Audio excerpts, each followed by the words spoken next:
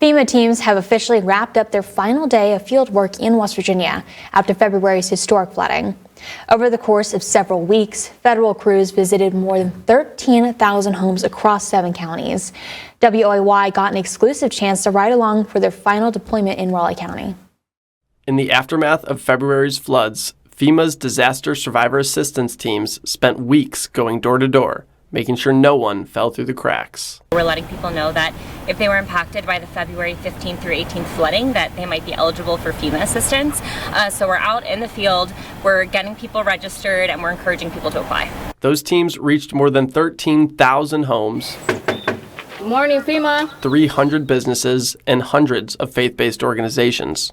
FEMA says it took serious coordination and people power. It takes a lot of people to make that happen. So our DSA teams have been out across all 7 counties. It's actually up to 13,000 homes now that they visited. Additionally, they visited over 300 private sector businesses and over 300 faith-based organizations, or right about 300 faith-based organizations, to really get the word out about FEMA and to get people that assistance that they're eligible for. Federal officials say the flood damage was clear, but so was the strength of the communities they visited. We got to see a lot of the areas in the water line where the floodwaters came up. We got to see some communities really have this amazing support, neighbors helping neighbors.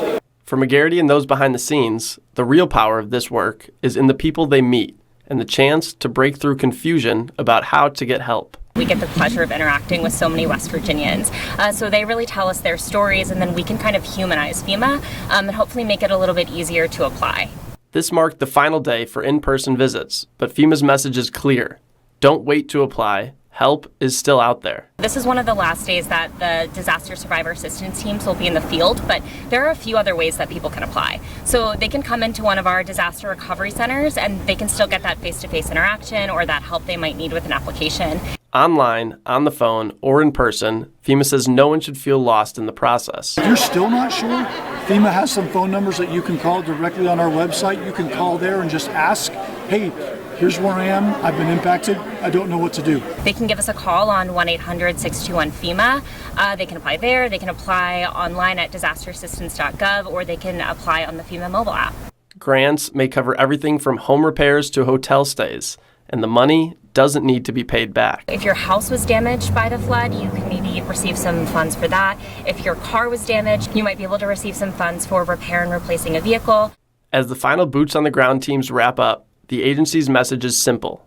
The clock is ticking. The deadline to apply is coming up. It's April 28th. So we're really encouraging people to come on in to one of our DRCs and apply or apply online, see what you're eligible for, but please get those applications in as soon as possible. FEMA may be stepping back from fieldwork, but officials say recovery is just beginning and help is still out there for those who ask.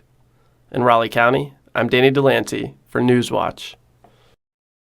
FEMA has given out over $20 million in flood recovery aid since it was authorized back in February. The deadline to apply is April 28th.